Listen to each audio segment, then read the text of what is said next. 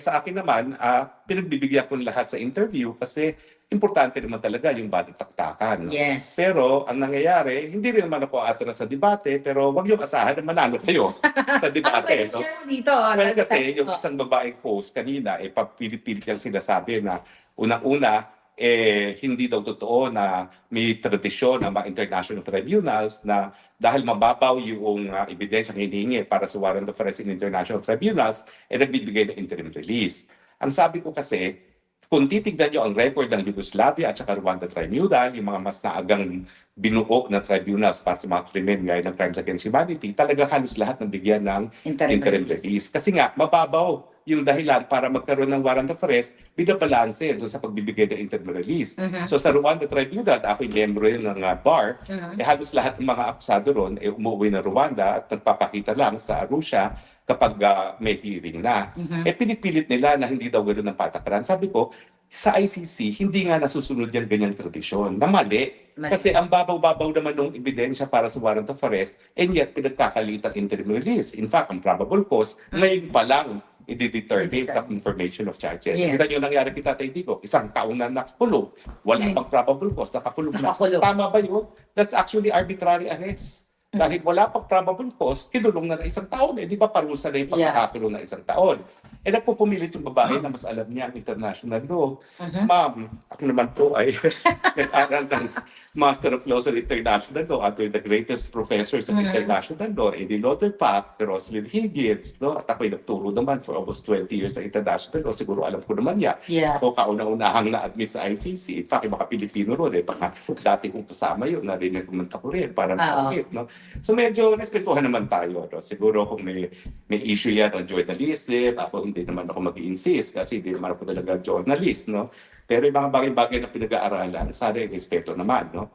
Yes. At saka pag journalist kasi, pag in-interview ka, hindi ka dapat, like ako, journalist ako, hindi ako pwede makipagbalitaktakan sa'yo. Hindi ako pwede makipag-debate. Kasi kukunin ko lang yung, like, your insights, yung opinion mo as, you know, like a lawyer or whatever. Hindi ako pwede makipagtanong sa'yo. Oo nga. Ibang-iba naman. Kaya makikita mo yung talagang bihasang mamahayag doon, si Ami Pamintuan, hindi naman nakikinig. Halos wala nga siyang naitanong, kundi ito lang yung talaga yung mga facts tungkol dun sa mga aking asylum. Baka anti-Duterte yun. Sigurado yun. Pero kasi lang, ba't ka humihingi ng asylum? Persecution yun. Sabi ko, yan nga yung aking dahilan, no? Yung tanim kaso ko, Yes. sa ebidensya, wala man lang complainant laban sa akin, bata ko nung saan nakakita? Human trafficking, wala na nag-reklamo sa akin, recruit ko sa kanila, no? Dahil ba, sentido ko mo niya, miski kabigado, alam kong tanim kaso lang yan, no? At yan naman ay desisyon para sa Austria, dahil sila magdidesisyon kung ako nga ay biktima ng political persecution. Pero wag yung pong kakalimutan, talagang karapatang pantao yan.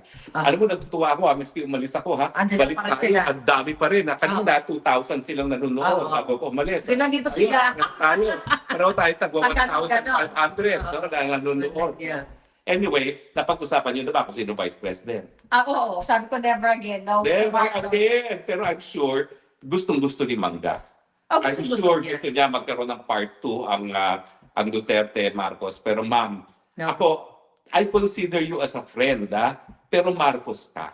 Alam naman namin na ginagawa mo lahat ang ginagawa mo para masalba na ang pangalan ng Marcos dahil alam mong sinira na tuluyan ng kapatid mo at kung hindi ka talaga namang gagawa ng mga ganitong ginagawa mo, talaga kasusuklaman na ang Marcos. Pero ma'am, tanggapin nyo na, kinasusuklaman ang pangalan ng Marcos. So sasabihin na lang natin, siguro kapag binitin na silang patiwaret, huwag kang ibitin patiwaret, no? Huwag kang isama, no? Pero wag po kayong magugulat kung talagang kasusuklaman ang pangalan talaga ng Marcos kahit ano pa ang gawin ninyo para salbahin ang pangalan ng Marcos. Ako naman, folks, sabi ko, okay lang sa akin no, na yung i-maintain ni VP yung friendship niya kay Amy Marcos. But sa kanila yun. Kanila yun, wala tayo doon. Pero never again sa Vice President. Ako, I still consider her as a friend. Si Marcos, si Amy. Kasi nakakatawa siya babae bakla talaga never a dull moment. Ako hindi. Pero friendship is friendship. Pero yung ginawa ng Marcos sa Pilipinas, yan po ikabahagi na ng kasaysayan, magdudura. So pasensyahan lang po tayo, iba yung ating pagkakaibigan, pero iba naman yung pagsuporta sa inyong patuloy na patuloy na partisipasyon sa ating politika. Yeah. So, salud po ang Marcos sa ating... Salud talaga. So, pasensya na po. Miski Tsaka- tayo po ay magkaibigan. At saka spokes, ang sa akin dyan, delikado si Inday Sara. Oo! Delikado siya. Kapag vice president niya, baka pag magkaso Ay, niya, oo. paano Marcos again? Diba? Kasi objective talaga, Marcos forever. Yes. Hindi naman sinabi na Bongbong Jr. Marcos ang forever. Yeah. Basta Sa Marcos forever. Yun ang Baka sabi lang niya, niya. hindi na makatulog si Inday Sara niya kung siya ang vice president. Pero sino gusto mong vice president? Unanimous tayo. Unanimous. Sabay tayo. Ang gusto nating vice president ay si Robin. Ganon. Bakit na maghiwalay pala tayo? Okay lang. Ikaw Okay ang lang din si Robin. ako, Robin Padilla. Yeah. Pero ako, sabi ko nga kanina, folks, Oo. gusto ko lang masaya tayo. Okay. Sabi ko, okay lang sa akin kahit sino. Robin, Marcoleta, kahit huwag lang si Amy. Well, pareho tayo dyan. Wag si Amy. Pero ako, mas gusto ko si Robin. Bakit? Praktikal. Talagang super lakas ni VP sa Visayas at Yeah. Mindanao. Kailangan ng rest back ni VP sa Luzon. Kasi pag nakakuha ng malakas na kandidato na magsusolid ang Metro Manila at ang Luzon, pwedeng mapantayan ang Visayas at Mindanao. It's an issue of Kasi population. ano si Robin. At saka kung sino ang boboto. Yeah. Pero si Robin kasi dala-dala niya ang boto ng Luzon at hindi na niya kinakailangan dalhin sa Visayas at si Mindanao dahil That's sulit true. siya. So sa tingin ko, pag kinuha niya si Robin Padilla, makakatulong sa Luzon. Yeah. At the same time, hindi na siya pasanin sa Visayas at sa Mindanao. Aha. Ang maraming lalaki at artista, pero nakita naman natin, no, iba ang puso ni Robin Padilla, siguro doon sa karanasan niya, na siya ay nakakulong, na-realize niya na ang kanyang pagkakamali, nagbagong buhay. Nakikita naman natin talaga na iba ang puso ngayon ng Robin Padilla. Na ako makapagsabi din ako yan kasi na-meet ko, nakasama natin siya. Dati kasi nung hindi ko pa siya nakilala sa personal, may mga sinasabi din ako sa kanya. Kung ano-ano. Kasi based doon sa kung ano lang yung nakikita mo sa TV. Pero yan, tama ka eh. May pusong Pilipino kasi si Robin. So, kung siya man ang naging visit, maging choice ni Inday Sara, hindi ako mag-oppose. So, supporta ako. Ako, mas gusto ko na siya na talaga. Okay?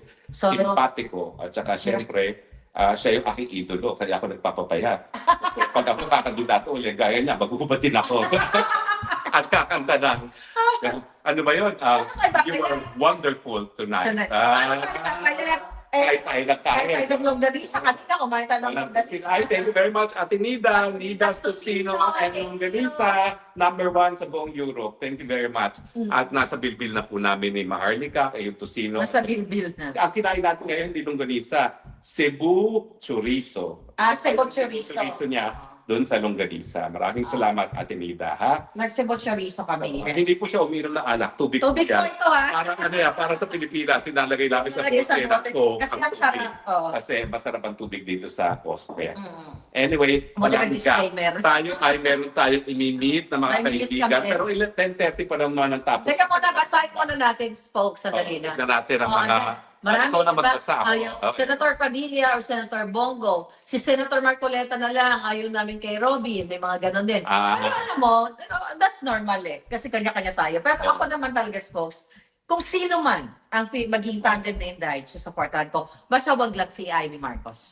Tingin ko naman, Yeah. alam naman ni Inday na hindi po pwede si Amy Marcos. At alam Anak din ni niya? Amy Marcos na for purposes of delicadeza, hindi na siya maghahangad. Ang gusto na lang niya, kahit pa paano, maisalba yung pangalan ng kanyang ama.